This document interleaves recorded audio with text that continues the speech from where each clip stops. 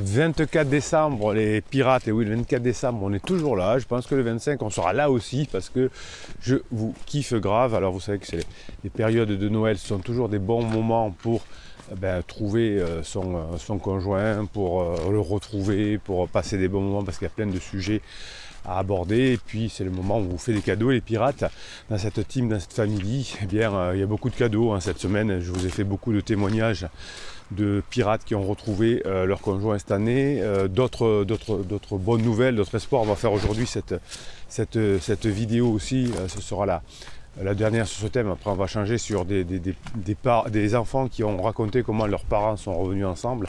Donc ça m'a intéressé que ce jour où on va fêter Noël ce soir, on puisse le faire ensemble. Et puis bien sûr, Capitaine Pirate aussi vous a fait un cadeau. Donc Capitaine Pirate, il vous propose jusqu'à dimanche midi un pack de Noël. Alors je vous ai fait le best of premièrement dans ce pack de Noël que j'appelle best of 2022, c'est-à-dire j'ai mis près de 2 heures dans une formation des meilleurs moments des formations de l'année. 2 heures de formation, et je vous offre les 2 formations de votre choix également, tout ça pour 149 €. Donc 2 formations, les grosses formations ou les petites, ce que vous voulez, plus le best-of 2022, vous allez vous régaler. Voilà, c'est les cadeaux du Capitaine Pirate. Vous avez été formidable cette année, vous êtes soutenus entre vous, vous avez compris la grinta, vous êtes sortis du mode ouin. Bien, je pouvais que vous féliciter par tous ces cadeaux. S'il y a un dernier cadeau, jusqu'au 31 décembre, vous avez tous les matins à 7h45 ces vidéos qui sortent là en direct, et vous pouvez pendant les vidéos, la sortie du direct à 7h45, vous parler entre pirates. Voilà. Donc je vous souhaite un bon réveillon ce soir, et on va y aller tout de suite. On va avoir des belles histoires, des histoires qui ont bien fini parce que c'est Noël. Donc ça, c'est le moment des comédies sentimentales. Il faut savoir que dans la vraie vie aussi, ça se passe bien. Vous savez, dans le principe des comédies sentimentales, vous savez que, je vous l'ai dit plusieurs fois, que j'adore ça. C'est toujours le même stratagème. C'est 2 personnes qui sont célibataires, ils sont improbables, ou mariés d'ailleurs, mais souvent célibataires, c'est tout improbable, ils arrivent à se mettre ensemble, et puis il y a quelque chose qui se passe, un événement, ils se séparent, ils sont malheureux, et puis ils finissent par revenir ensemble parce que c'est les histoires de vie, c'est les storytelling. Vous avez une formation sur le storytelling. D'ailleurs, tant que j'y pense, le pack de Noël, comme toutes les 70 autres formations, c'est en descriptif de cette vidéo, comme les coachings évidemment. Faites-vous plaisir. Si je vous dis pas où vous trouvez le pack de Noël, ça va pas être sympa, Bruno, on se calme. Bon, allez, on y va, on fonce. Je voulais juste vous montrer, parce que, hop, regardez. Un paysage différent. Alors, vous ne voyez pas, mais là, aujourd'hui, je suis allé tourner dans les Pyrénées-Orientales, et derrière moi, dans les nuages, là-bas, c'est le dieu Canigou, mais on le voit pas très bien aujourd'hui. Allez, Bruno, on se bouge. Quelles sont ces bonnes nouvelles, quelles sont ces belles histoires que tu vas nous raconter aujourd'hui, Capitaine Noël? Allez, on est parti. Plus qu'un simple mariage de visa. Alors, ça, c'est pas un enfant qui a raconté ça, c'est un adulte. Un ami américain a épousé une fille vietnamienne pour obtenir son visa pour le Vietnam via un courtier. Alors oui, alors ça se faisait, ça se fait toujours. C'est un peu les mariages blancs, les mariages arrangés pour comment dirais-je, s'adapter à une législation. Il a divorcé après 2 ans lorsqu'il n'avait plus besoin de visa, d'un commun accord. Donc voilà, là pour l'instant il n'y a rien qui se passe. Arrangement financier certainement entre une jeune vietnamienne ou une fille vietnamienne et un américain qui l'a rémunéré pour pouvoir avoir un visa.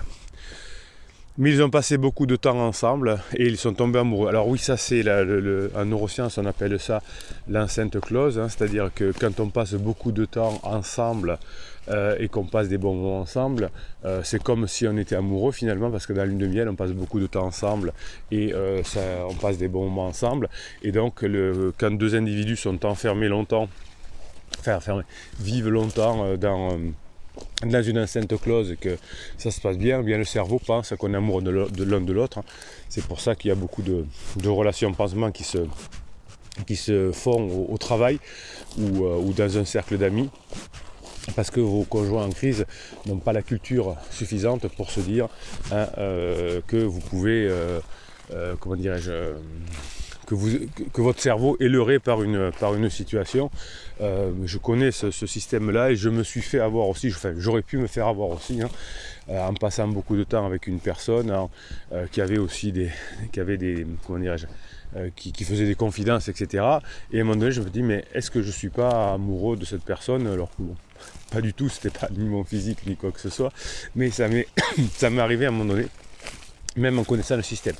Donc là, effectivement, comme le monsieur et madame, l'américain et la vietnamienne ont passé beaucoup de temps ensemble, eh bien, finalement, ils ont fini par créer des situations. Alors, c'est un peu ce que je vous inspire dans la méthode pour récupérer son conjoint, c'est finalement en passant des bons moments ensemble, comme si on était toujours en couple, en rigolant, etc., comme si on était amis. Eh bien, quand on a été intime et qu'on redevient amis, on ne peut pas rester amis très longtemps. Quand on a été intime, on redevient intime.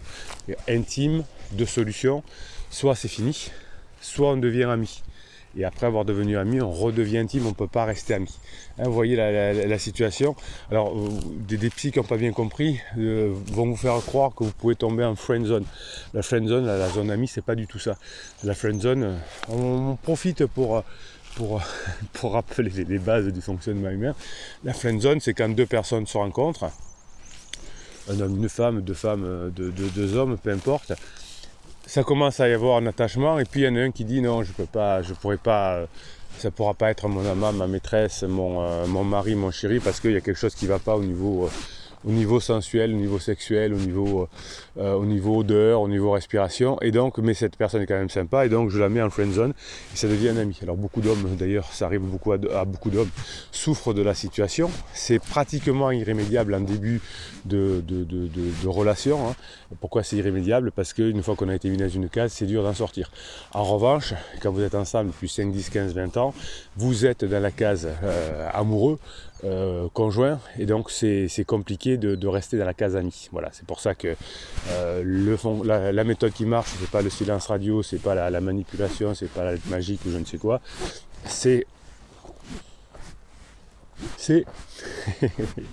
et oui, c'est le badinage, l'humour, la sexualisation. C'est les neurosciences qui nous apprennent à récupérer ce conjoint en crise. Vous avez toutes les formations, vous en profitez puisqu'il y a le pack de Noël actuellement. Vous avez toutes ces formations qui sont complètement disponibles dans le catalogue qui est en descriptif de cette vidéo. Donc ils ont passé beaucoup de temps ensemble et comme par hasard ils sont tombés amoureux. Environ un an plus tard, il a proposé et ils ont décidé de se remarier, mais maintenant pour de vrai. Ils ont dû prendre un avocat car au bureau municipal local, le fonctionnaire a déclaré qu'on ne pouvait plus épouser la même personne. Alors ça c'est certainement la loi vietnamienne.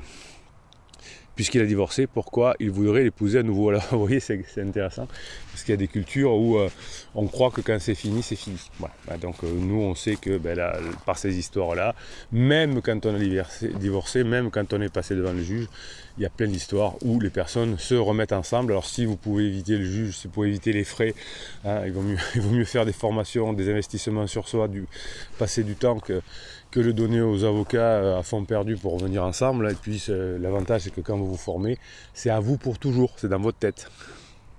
Alors, deuxième mariage très surprenant. Alors, mes parents se sont mariés et m'ont eu très jeune. Alors ça arrive, hein, la plupart du temps évidemment. Quand on s'est marié très jeune et qu'on n'a pas eu beaucoup d'expérience avant, eh bien très souvent on peut, comment dirais-je, comment je vais vous dire ça, eh bien on peut vouloir pendant la zone d'exploration voir si on ne s'est pas trompé. Donc ça c'est la phase 3 du couple. C'était des gens très différents à tous égards et rien en commun. Alors oui, ça arrive, hein, ça peut marcher si les personnes sont en complément. Donc s'il y en a un qui est casanier et l'autre qui aime bien sortir, que ça leur va bien parce que l'autre, celui qui aime bien être à la maison, aime bien être tranquille de temps en temps, et l'autre sortir sans son conjoint, ça peut marcher. Hein, c'est comme ça. Le tout c'est qu'on ne se force pas.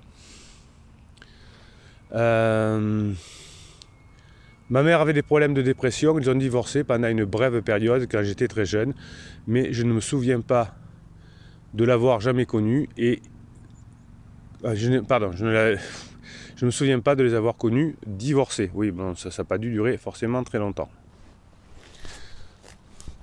Je n'ai jamais compris pourquoi, mais j'ai compris que c'était difficile. Alors ils se sont séparés, mais ils ont réalisé assez rapidement qu'ils voulaient s'arranger. Alors assez rapidement pour une personne des années après, ça peut être plusieurs mois, voire plusieurs années. Hein. Assez rapidement, ça ne veut rien dire. J'ai interrogé une dame, c'était l'an dernier, hein, c'était avant le Covid. Voilà. Une dame qui avait 80 ans. Et j'ai dit alors avec votre mari, vous avez vécu 60 ans ensemble, je crois que vous avez vécu 50 ans, 55 ans ensemble, je sais pas. Comment ça s'est passé? Il y a eu des moments durs, on dit oui, à un moment donné, vers la quarantaine, on a pensé se séparer, c'était chaud pendant. Et puis après, ça finit par s'arranger, on a été très contents que ça s'arrange. Bon, très bien. Ça a duré combien le moment difficile? Il me dit, oh, pas longtemps, 3-4 ans. vous voyez qu'avec le temps, 3-4 ans, c'est pas beaucoup. Et vous me dites parfois en coaching ou dans les commentaires des vidéos, ça fait 15 jours, ça fait 3 semaines, ça fait 2 mois, ça fait très long. Et oui, de toute façon, c'est toujours très long quand on souffre. Ils se sont remis ensemble, bien qu'ils ne se soient pas officiellement remariés depuis des années. Oui, j'ai eu un message comme ça il n'y a pas très longtemps. Nous, on s'est remis ensemble, mais on ne s'est pas remariés. Et pendant quelques temps, ces personnes-là avaient même vécu chacun un peu de leur côté. Ils ne se sont pas remis exactement dans la même situation d'avant. Plus tard, oui, hein, mais c'est dans le cas que je vous cite là, pendant quelques mois, ils sont restés, ils étaient ensemble, hein, mais dans des maisons séparées. J'avais 8 ans et un jour ils m'ont dit on va se remarier et c'était la première fois que j'apprenais qu'ils étaient divorcés en fait. Lol. Ça fait 36 ans maintenant qu'ils sont ensemble. Bon, mais ça c'est bien. Hein, vous voyez que on peut avoir des situations où on se sépare, où c'est difficile, où ça part mal, mais où ça finit bien. Hein, si entre-temps vous apprenez les règles de fonctionnement du couple, que vous appreniez à maîtriser vos émotions, vos pensées, que vous appreniez à être une femme fatale ou un homme désirable, que vous appreniez à être plus léger, etc., que vous arriviez à oublier le traumatisme que vous avez reçu, eh bien ça peut évidemment fonctionner. Allez, un dernier. Ah, c'est Noël ce soir, donc un dernier. Heureux pour toujours. Mes grands-parents ont également divorcé, mais se sont remariés. Mes grands-parents se sont mariés alors qu'ils étaient amoureux au lycée. J'ai grandi ensemble, tout était bien. Puis ma grand-mère découvre qu'elle ne peut pas avoir d'enfant, ce que mon grand-père voulait. Alors au lieu de lui dire, elle demande le divorce, il divorce. Je n'ai jamais eu aucune idée de ce qu'elle a fait, mais mon grand-père a épousé mon autre grand-mère et il a eu 2 enfants avec elle, mon père et ma tante. Bon, suivez, alors moi je suis nul en histoire de famille. Donc là, mon père et ma tante. Ah oui, donc les grands-parents sont mariés, ils divorcent et le grand-père qui voulait des enfants va avoir des enfants avec une autre femme qui est le papa de la personne qui écrit. Voilà, Bruno, Bruno n'est pas bien fait. Hein. En histoire familiale, il ne comprend pas grand-chose. Il divorce au bout d'une décennie environ, puis mon grand-père retourne chez ma première grand-mère. Ils se sont remis ensemble depuis que mon père avait 12 ans, il en a 50 maintenant, et ils ont adopté un autre fils. Voilà, écoutez, oui c'est vrai que quand on n'est pas exactement sur la même longueur d'onde, quand on n'est pas, quand il y en a un qui veut des enfants et l'autre pas, quand il y en a un qui veut partir à l'étranger, l'autre pas, ça peut créer des tensions. Hein, et puis on peut aussi se remettre ensemble. Vous voyez que si on fait ce qu'il faut, s'il y en a un des deux qui change, s'il y en a un des deux qui se remet en cause, eh bien à un moment donné, il y a une fenêtre de regret qui va s'ouvrir parce que l'autre est parti avec un pansement, ça se passe mal avec pansement, il y a des tensions, et puis c'est à ce moment-là que si l'on est là, on peut bénéficier de la fenêtre de regret.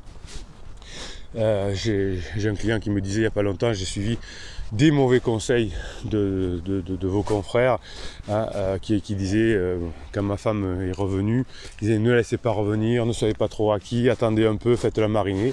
Et puis finalement, comme je l'ai fait mariner un peu trop longtemps, eh bien elle est repartie. Voilà, donc on va essayer de récupérer cette fois de façon sérieuse, mais attention aux gens qui vous disent ne soyez pas trop acquis, etc. Le couple c'est pas un pouvoir, le couple c'est pas un combat de boxe, le couple c'est plutôt de la danse. Qu'est-ce qui est bien aussi la veille de Noël, je vais évidemment vous tirer un commentaire au sort ou deux et on va en faire un mini coaching. Et puis c'est Telegram, vous savez l'application Telegram, vous avez un canal qui s'appelle Canal Bruno Marchal, en 3 mots, tapez Canal Bruno Marchal, sinon vous avez le lien en descriptif de cette vidéo sous le catalogue des formations et sous le catalogue des coachings, hein, Bruno Marchal, Canal Bruno Marchal, et toute la journée vous m'envoyez des choses sur mes WhatsApp, etc. et je vous les mets sur Telegram, c'est pour avoir la grinta, c'est pour avoir la patate, parce que c'est les formations, c'est bien, ça vous fait apprendre, c'est indispensable, mais il faut aussi avoir l'énergie pour pouvoir le mettre en application, et ça c'est l'énergie du capitaine dans les coachings bien sûr, mais aussi l'énergie des pirates dans Telegram et en commentaire sous les vidéos, hein, tout ça est indispensable pour y arriver. Allez, on va se mettre un peu de grinta grâce à Telegram. Alors, vous vous rendez la vie difficile en étant toujours dans votre tête. La vie est simple, sortez de votre tête et entrez dans l'instant présent. Oui, alors ça c'est un peu compliqué quand on a peur de l'avenir, d'être dans l'instant présent, mais c'est à partir de l'instant présent que vous allez construire votre avenir et c'est pas à partir du passé. Alors il faut tenir compte de ces erreurs du passé pour pouvoir travailler sur soi. Nous passons tellement de temps à nous faire des films que la vie nous file entre les doigts et un clin d'œil sans même pouvoir profiter de chaque moment. Je suis plutôt d'accord avec ça. Hein, vous dites la vie est très lente quand votre conjoint est en crise, quand vous perdez la maîtrise de la situation, mais en réalité ça peut passer très vite également. D'ailleurs les personnes qui sont en crise disent ça passe trop vite. Vous ne serez jamais libre tant que vous ne serez pas libéré de la prison de vos propres pensées. Je suis d'accord, j'avais fait une formation qui s'appelle Maîtriser ses pensées, il y en a une autre qui s'appelle Maîtriser ses émotions. La liberté, c'est apprendre à se maîtriser. C'est pas pouvoir sortir quand on veut, où on veut, avec des copains de beuverie. C'est pas avoir couché avec tous les pansements qu'on veut. La liberté, c'est être libre de penser et être libre de choisir ses émotions et de ne pas se laisser maîtriser par ces pensées, ces émotions qui nous font souffrir. Arrêtez de vous inquiéter de ce qui peut mal tourner, soyez excités par ce qui peut bien aller. Oui, hein, comment construisez votre futur, comment vous allez faire pour que vous soyez mieux ensemble après la crise de votre conjoint, travaillez là-dessus, apprenez les compétences sociales pour que lorsque votre conjoint sera sorti de sa crise, vous puissiez en profiter. La métaphore, c'est vous avez envie de bronzer, en ce moment il pleut, vous ne pouvez pas bronzer, mais vous pouvez vous préparer pour être au top quand vous allez bronzer, faire votre régime, acheter le string, Bruno se calme, qui va bien, acheter le produit solaire, mais vous ne pouvez pas encore bronzer, et des fois vous me le mettez en faisant les ouin en commentaire des vidéos, en disant oui mais c'est difficile de badiner avec quelqu'un qui est en down. Et oui, c'est difficile de bronzer quand il pleut, on est d'accord. Le but n'est pas de badiner quand quelqu'un est en down, c'est plutôt de ne pas rester dans les parages, mais ce qui est intéressant, c'est de se préparer pendant qu'on n'est pas dans les brassages, dans les parages. Bruno se calme, oh, c'est Noël, c'est bon. Ting, ting, ting, ting, ting. J'aurais dû faire comme les youtubeurs, là, mettre un bonnet du Père Noël, ça aurait été vachement original. La vie est belle lorsque vous sortez de votre tête et quand le passé n'a plus d'influence sur vous. Oui, c'est pour ça que les personnes en crise souffrent beaucoup et que le futur arrête de vous stresser. Oui, le futur, ça ne doit pas vous stresser. Le futur, ça se construit, ça ne se subit pas, ça se construit quand on est des pirates. Soyez présents, soyez là, soyez vivants et profitez de la vie. Eh oui, ça c'est trop bien. Allez, un petit dernier. Le cœur de l'homme est comme la mer, il a ses tempêtes, il a ses marées, il a ses profondeurs, mais aussi ses perles. Ouais, c'est ça, vous traversez une tempête. Qu'est-ce qui se passe quand il y a une tempête, quand il y a un ouragan, hein, pour ceux qui vivent dans les tropiques? Eh bien, on ferme les portes, les fenêtres, on cloue des planches pour pas que les volets s'envolent, pour pas que les fenêtres se cassent, et on attend que ça passe. Eh bien là, c'est la même chose, hein, pendant la crise de votre conjoint. C'est pas la fin du couple, c'est pas la fin de la vie, c'est juste un passage difficile. Quand un ouragan traverse une île tropicale, eh bien, c'est pas la fin de l'île tropicale, c'est un mauvais moment à passer et où il faut se protéger. Voilà. Allez, on va faire un tour du côté des commentaires sous ces vidéos. C'est là où vous vous exprimez, mes pirates adorés que je kiffe et que je kiffe grave. Ça me fait plaisir. Ça me fait plaisir d'être là, même pour Noël, pour vous.